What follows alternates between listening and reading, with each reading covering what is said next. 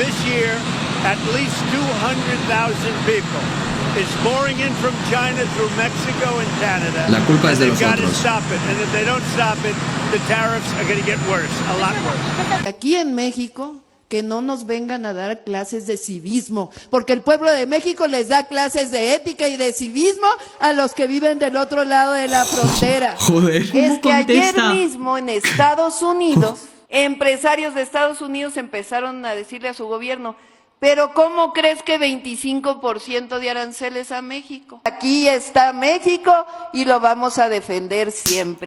Hola, guapetones. Hoy os traemos el vídeo de México lucha por sus paisanos. ante amenazas de Estados Unidos. El día de hoy, el presidente estadounidense Donald Trump cumplió su promesa de imponer aranceles del ¡Qué 25% a las importaciones procedentes de México y Canadá.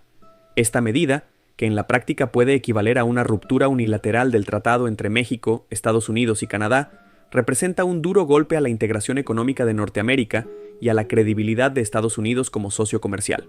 A pesar de que Trump pretende justificar la decisión con el argumento de proteger la economía y el empleo de su país, los antecedentes recientes, así como diversas proyecciones económicas, sugieren que el principal perjudicado será el propio consumidor estadounidense.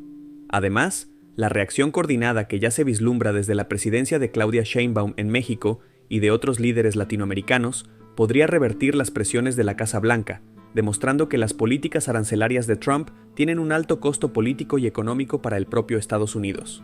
Claro. El contexto del TEMEC y la decisión arancelaria. Que casi El ilegal TEMEC, realmente. sucesor del antiguo Tratado de Libre Comercio de América del Norte, entró en vigor en 2020 después de una dura renegociación promovida por Trump en su primer mandato. Ya entonces, el presidente estadounidense había amenazado con disolver el acuerdo si México y Canadá no asumían una serie de exigencias sobre normas de origen automotriz, agricultura, derechos laborales y otros temas. Finalmente, se llegó a un consenso que preservó la lógica de libre comercio trilateral, ¿verdad? con la posibilidad de revisarlo en 2026. Pese a ello, Trump ha decidido imponer aranceles del 25% a los productos mexicanos y canadienses, argumentando que estos países no hacen lo suficiente para frenar la migración indocumentada y el tráfico de fentanilo hacia Estados Unidos.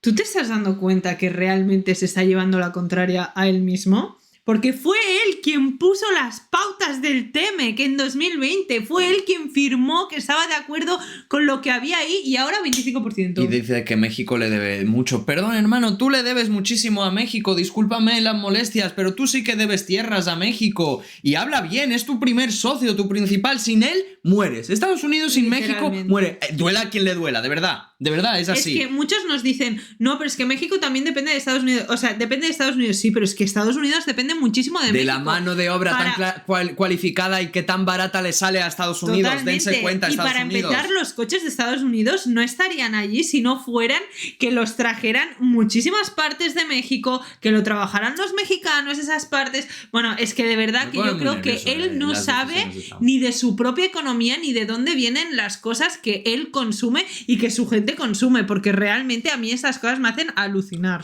Se trata de factores que, a simple vista, no guardan una relación directa con la lógica comercial del TEMEC. Al emplear los aranceles como una herramienta coercitiva para presionar a sus vecinos, el mandatario revela su estrategia de extorsión política, lo cual daña gravemente la confianza en Estados Unidos como socio confiable. Diversas voces, incluidas las de empresarios y medios del propio país, consideran que estas decisiones van en contra de la integración regional que tanto impulsó la competitividad de Norteamérica desde los años 90. La importancia de México para Estados Unidos, el mayor socio comercial. Hoy, México se ha consolidado como el principal socio comercial de Estados Unidos. Según cifras recientes, el intercambio anual entre ambos países supera los $700 mil millones, superando incluso el volumen de comercio que Estados Unidos mantiene con China o con Canadá. Este dato ilustra la profunda interdependencia de ambas economías, que va mucho más allá de la proximidad geográfica, y se apoya en cadenas de valor altamente integradas. La industria automotriz es un ejemplo destacado de esta relación tan cercana. México no solo exporta vehículos terminados a Estados Unidos, sino también una gran variedad de componentes y piezas fundamentales para el ensamblaje de autos en plantas estadounidenses. Algunas estimaciones señalan que hasta un 40% del valor de un automóvil hecho en Estados Unidos puede provenir de partes o insumos mexicanos. Del mismo modo, el sector de la electrónica y los electrodomésticos depende de manufacturas mexicanas que se procesan para luego comercializarse en territorio estadounidense. Así, Al imponer aranceles del 25% a estos bienes, la Casa Blanca encarece la producción de las propias empresas estadounidenses y acaba trasladando la subida de precios a los consumidores. No se trata solo de manufacturas o autopartes. La canasta básica estadounidense también depende en gran medida de importaciones mexicanas. Claro. Frutas, verduras, aguacate, carne y cerveza mexicana son cotidianos en los supermercados de Estados Unidos.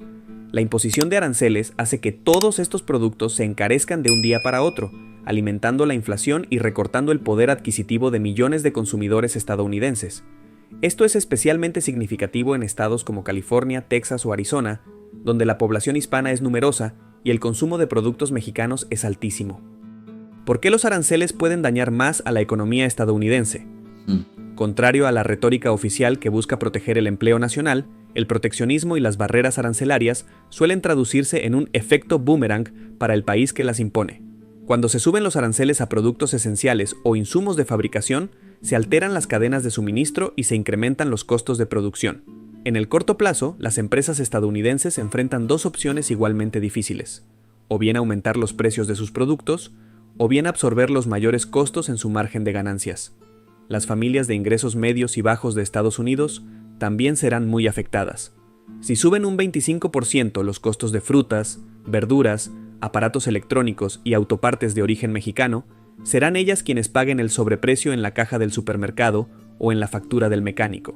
Dense cuenta que la política, ¿no? Y el método de Trump es la de hacer a los ricos más ricos y los pobres más pobres y dividir esa brecha, ¿no? De clase media, que se pueda permitir un viajecito, que pueda permitirse ir a algún restaurante, desaparezca y cada vez más gente pobre. Totalmente. Y el consumo parece que... Perdona, el consumo parece que dice que es todo culpa de México. Perdona, tú exportas armas hacia México y todo es tu culpa y no dices ni pío de eso. Y perdona, ¿quién elige consumir? También te digo, todos los estadounidenses. Yo creo que a día de hoy es el país más consumista que hay en el mundo y realmente se está viendo mucho ahora que las redes están explotadas de cómo están los precios de la canasta básica, que ya no es que te suba una comida gourmet, es que tú te vas a comprar arroz o te vas a comprar huevos y no puedes, o aguacate y lloran. ¿Por qué? Porque muchos de esos productos, si no vienen de México, lo trabajan los latinos en los campos y se está también viendo muy afectado después de toda la política que está haciendo este señor, porque no es solamente que esté subiendo las aranceles a México y a Canadá en este caso, sino es que a todo el mundo, porque si tú estás echando a la gente que te trabaja, tú mismo te vas a ver afectado también. Realmente yo creo que no se está dando cuenta que esto le va a perjudicar muchísimo a largo plazo. Puede ser que ahora en un momento diga, bueno, estoy consiguiendo todo lo que quiero, pero realmente cuando pase un mes o dos, esto va a ser muy fuerte para todos los estadounidenses. El gasto adicional, en un contexto inflacionario que ya venía generando tensiones, puede resentir el consumo y hacer que la Reserva Federal no tenga margen para bajar las tasas de interés. Así, la promesa de Trump de revitalizar la economía local por medio de aranceles podría naufragar en un escenario de menor competitividad e inflación más alta. Otro factor crucial es la confianza de la comunidad internacional en Estados Unidos como líder del libre comercio. Durante décadas, Washington impulsó una agenda de aperturismo y criticó a los países que se resistían a la globalización. Ahora, sin embargo, la Casa Blanca recurre a medidas sumamente proteccionistas que socavan su credibilidad ante el resto del mundo. Este tipo de incoherencia desalienta la inversión extranjera en suelo estadounidense, pues las empresas transnacionales no pueden operar con reglas que cambian de forma repentina en función de disputas políticas internas. La postura de Claudia Sheinbaum y la capacidad de respuesta de México. Frente a este panorama, la presidenta mexicana, Claudia Sheinbaum, ha mantenido un tono sosegado pero contundente. Desde que asumió el mando, Sheinbaum ha defendido la importancia de consolidar un modelo de desarrollo menos dependiente de Estados Unidos y, sobre todo, ha subrayado que México no se dejará intimidar por las presiones de la Casa Blanca. El gobierno actual se prepara para un abanico de contramedidas arancelarias dirigidas a sectores clave de la economía estadounidense, particularmente aquellos asociados a la base política de Trump en algunos estados del país vecino. Uno de los mecanismos de respuesta consiste en aplicar aranceles de represalia a bienes emblemáticos de la agroindustria estadounidense. México es el mayor comprador de maíz a Estados Unidos y, a su vez, un gran comprador de productos como el pollo y la soya. Elevar los aranceles a estos productos, o incluso prohibir temporalmente sus importaciones si se hallan prácticas de dumping, podría golpear de lleno a productores en estados que tradicionalmente votan por el Partido Republicano. Esta táctica ya se vio parcialmente en disputas pasadas, pero ahora el gobierno de Sheinbaum explora su uso como forma de hacer entender a la administración Trump que la extorsión arancelaria no quedará sin respuesta. La importancia de México como mayor socio comercial de Estados Unidos otorga al gobierno mexicano un margen de maniobra que no siempre es evidente en el discurso mediático. Suele asumirse que, al ser la economía más débil, México carece de herramientas para plantar cara a Washington. Sin embargo, la realidad es que la política exterior mexicana puede asumir posturas firmes si se articulan con inteligencia las represalias económicas y se cuenta con el respaldo social interno. Yo creo que al final también México ha sido como el cabecilla de que muchísimos países también se hayan puesto las pilas y hayan dicho a Trump se acabó porque hasta aquí hemos llegado, ¿no?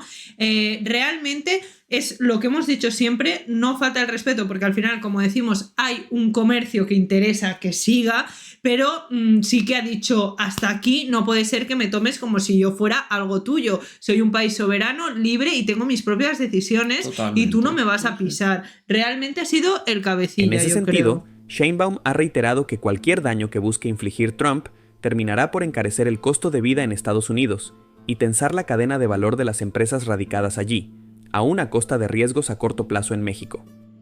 El ejemplo de Colombia y la narrativa mediática. Un antecedente cercano que ilustra cómo Trump despliega su discurso de fuerza para encubrir retrocesos es el choque con el gobierno de Colombia. Hace apenas unas semanas, el presidente colombiano Gustavo Petro rehusó aceptar vuelos con deportados amarrados y tratados de forma denigrante, lo que motivó amenazas de aranceles del 50% por parte de la administración Trump. Lejos de ceder, Petro mostró determinación en defender la dignidad de sus ciudadanos. Finalmente, los aviones llegaron con deportados sin esposas ni grilletes, y la prensa colombiana destacó la victoria simbólica para la soberanía. Sin embargo, medios afines a la Casa Blanca titularon que Trump había humillado a Colombia, buscando mantener la imagen de un presidente estadounidense capaz de doblegar a cualquier país. Y eso es lo El caso colombiano evidencia la capacidad de Trump para imponer una narrativa mediática que lo presente siempre como vencedor, sin importar la realidad de los hechos. Aún así, quedó claro que una postura firme puede modificar, al menos parcialmente, el comportamiento de Washington. Este precedente refuerza la confianza de que la resistencia activa de gobiernos progresistas en la región, como el de Claudia Sheinbaum en México, puede torcer el brazo a la política de extorsión arancelaria. Realineamiento latinoamericano y la unidad frente a la Casa Blanca. La respuesta de México, sumada a la de Colombia y a la posibilidad de que otros países de la región se sumen a la defensa de su soberanía, plantea un escenario de realineamiento latinoamericano. Durante décadas, gran parte de América Latina ha dependido en exceso del mercado estadounidense. No obstante, ante la inestabilidad que generan los vaivenes de la política de Trump, se abre una oportunidad histórica para impulsar acuerdos intrarregionales y consolidar relaciones con actores como la Unión Europea y Asia, especialmente China. Este replanteamiento no implica romper automáticamente con Estados Unidos, sino equilibrar las relaciones para no depender de un solo socio que cambia de postura de forma tan volátil. La diversificación de exportaciones, el fortalecimiento de la infraestructura local y la autosuficiencia alimentaria son aspectos que la administración de Claudia Sheinbaum ha señalado como prioritarios. De este modo, se busca que un potencial colapso del TEMEC no resulte catastrófico para la economía mexicana, sino más bien un catalizador de reformas y de búsqueda de nuevos mercados. La propia historia latinoamericana demuestra que las presiones extranjeras, lejos de anular las aspiraciones soberanas, a menudo aceleran la integración y la unidad regional. La amenaza de Trump de aplicar aranceles unilaterales podría servir de punto de inflexión para que los gobiernos de izquierda de la región consoliden frentes de cooperación en ámbitos como la agricultura, la energía y la tecnología. México, por su peso geopolítico y económico, es clave para esta estrategia.